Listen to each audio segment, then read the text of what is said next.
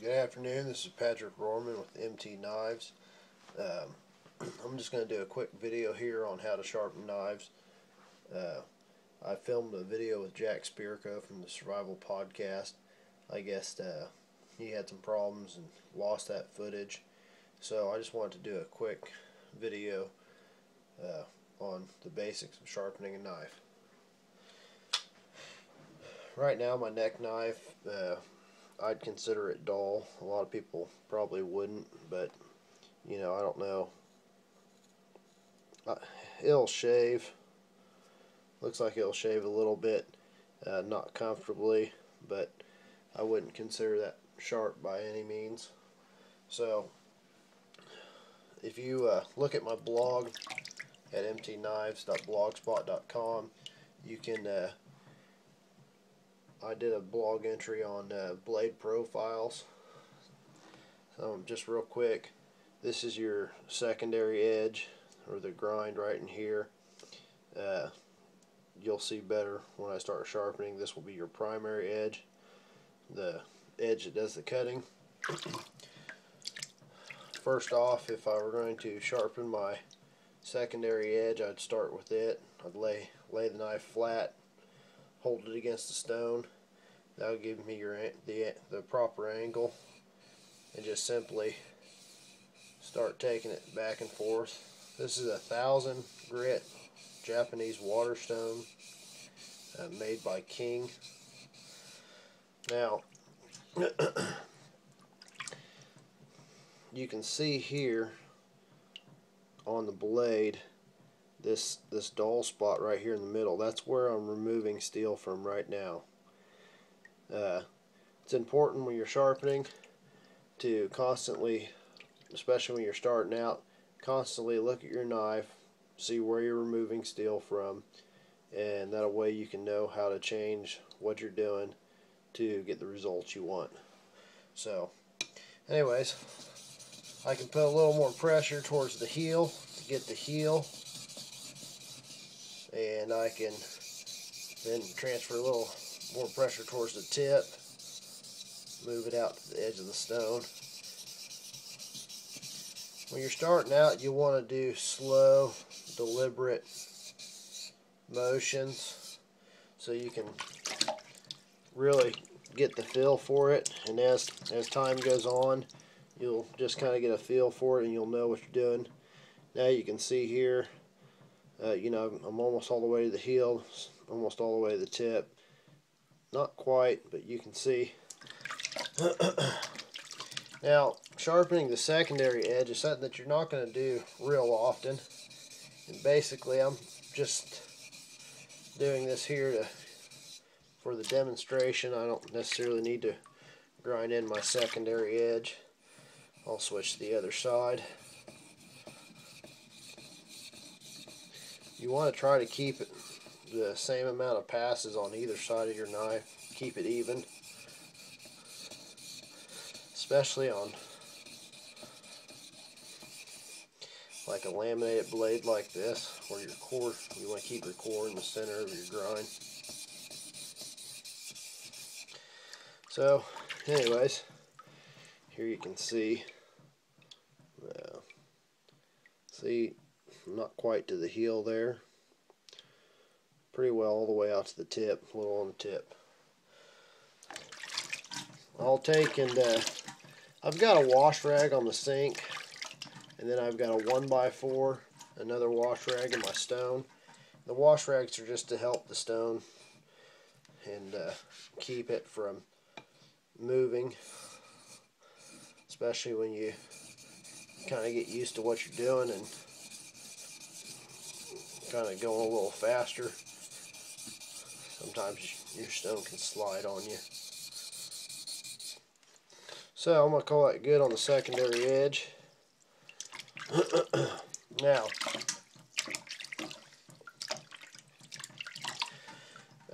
depending on what you're going to use the knife for will determine a lot what you want for a blade angle.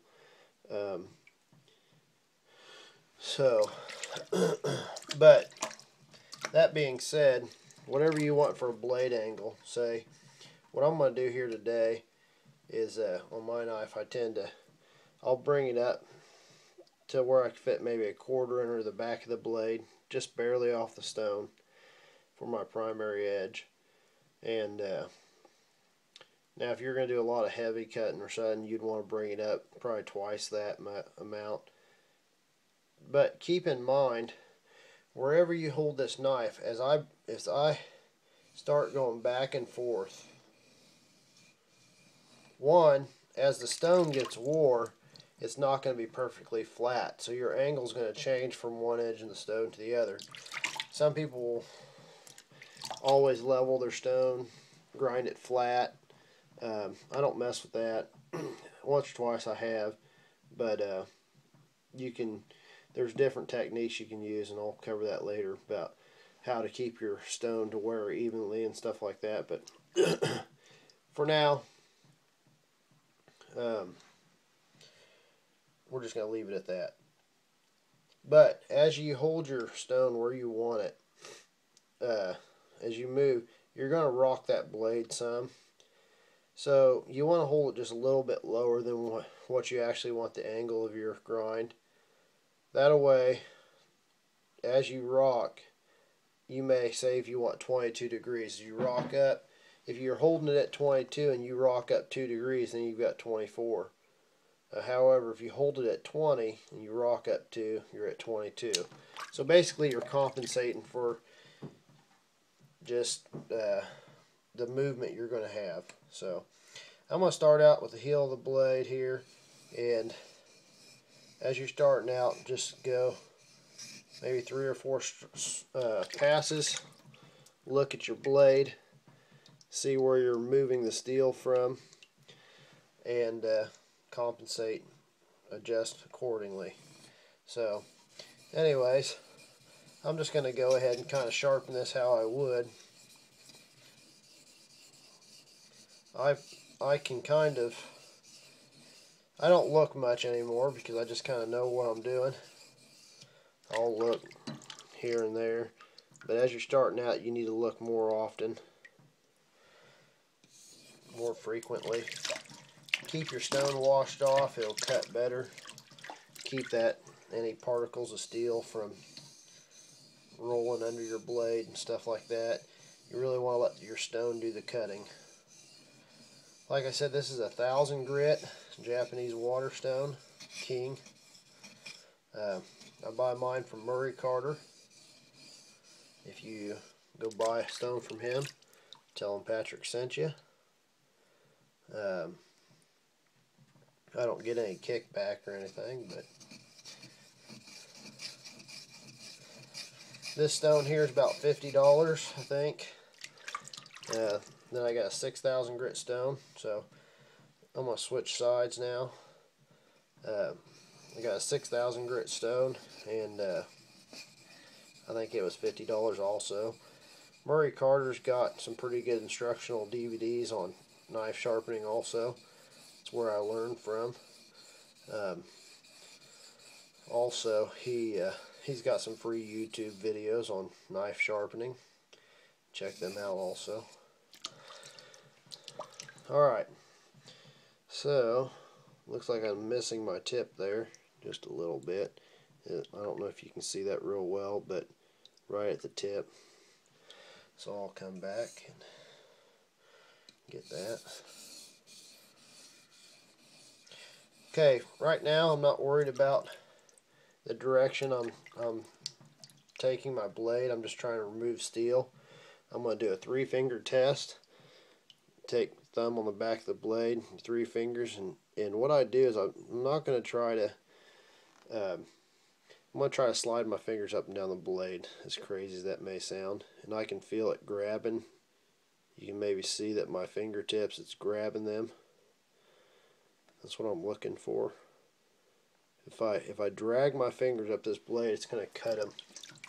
So at this point I've established an edge right there on the tip. I don't quite have an edge established. I'll get that here in a second. But from this point on, I'm not going to go any direction. I mean, up until now, you can go in circles. You can go. I just simply go back and forth because I find it the quickest and easiest. But now, once you have that edge established, you no longer want to go towards your edge. I know this is completely contrary to what everyone teaches. It's not what everybody teaches, but I'm going to try to explain this the best way I can.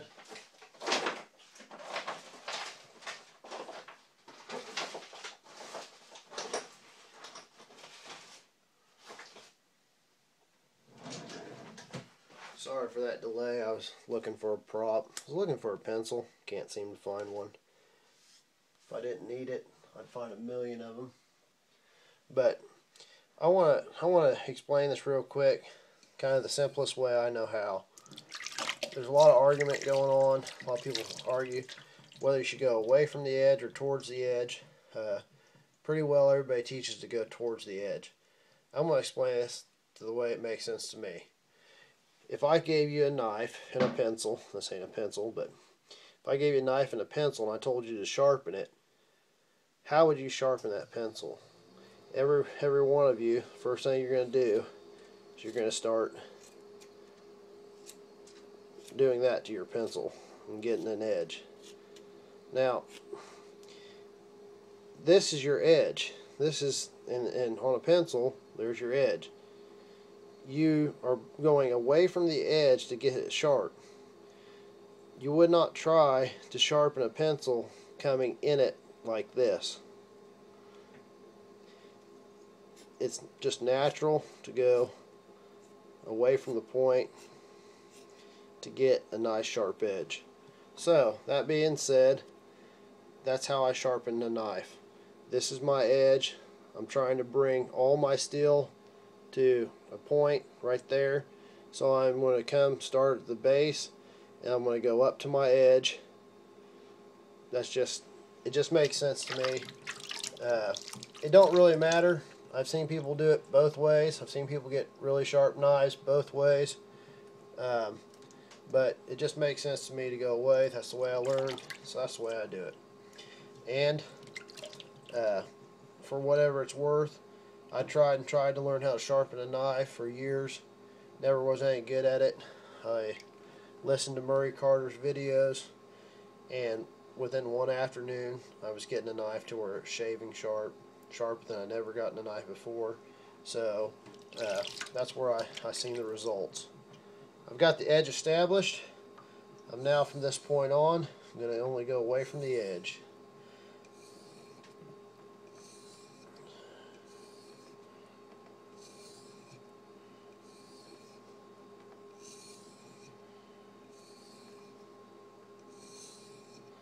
Okay, now this is going to be one of the quickest.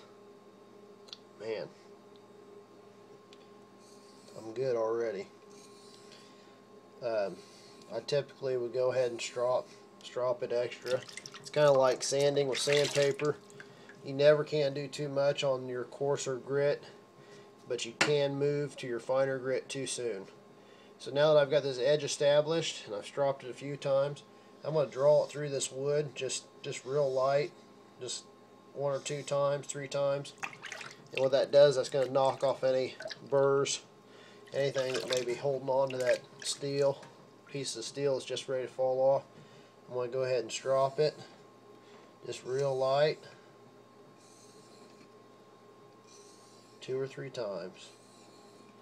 I'm now done with 1,000 grit stone. Move on to my 6,000 grit stone.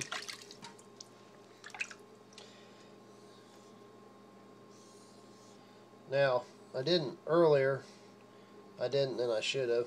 I probably should have come over here and went ahead and did this on my 6,000 first.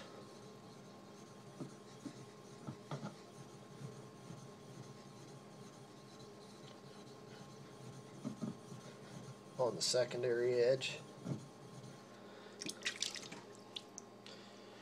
And this will put a mirror finish on that edge. Now, I'm not going to spend a whole lot of time on this because you get the point. So now I'm going to go ahead and finish stropping this. Be careful what you're doing. It'd be kind of embarrassing if I cut myself. It's important when you start out to be not in a hurry. Just go real slow. In fact, like, just go real slow, concentrating on what you're doing. Now as I start at the tip, I'm coming back, and basically like what I try to envision is touching one spot of the stone at a time. And I'm starting at the tip, and I want to bring down the edge all the way to the heel. So I try to feel where the knife is touching the stone, and when I start at the tip, I raise the butt of the knife up, and as I come around the curve and come to the heel, I'm lowering it down. That's what you have to do to get that your proper angle on your edge. And each knife with a different blade profile will be a little bit different. So anyways, this right now, I'm saying, is plenty sharp. I can strop. Go ahead and, okay, now, ooh, not missing a hair. You can see that. So in just that very short time, I got it to, brought it back to shaving sharp. But what I consider sharp and what most people consider sharp are two different things. I don't consider this knife fully sharp yet. If I was going to, I would just continue sharpening, stropping on this 6,000 grit stone. And then, a lot of times I'll do 50 strops, 100 strops, 50 on each side. And then I'll move to some newspaper. I don't have any handy, but I'd strop it on some newspaper, and that'll help bring out that edge more. What I consider sharp is when I can take the knife and I can just brush it along the hair on my arm, and it'll start dropping hairs. I can feel right now this knife is grabbing, it's cutting some, but it's still not what I'd consider fully sharpened. If I had some newspaper, a couple strops on it, it'd be done. So, anyways, Patrick here with MT Knives. Thank you for taking the time to watch this video. Hopefully in the future I'm going to get another video made, go in a little more detail, talk about some more things to do and not to do. Please take time to like this video or leave a comment. And check out my blog, mtknives.blogspot.com. I'll be posting a lot of information on knives, blade profiles, just stuff like that. So if you want to learn more about knives, come check out my site. Thank you for watching.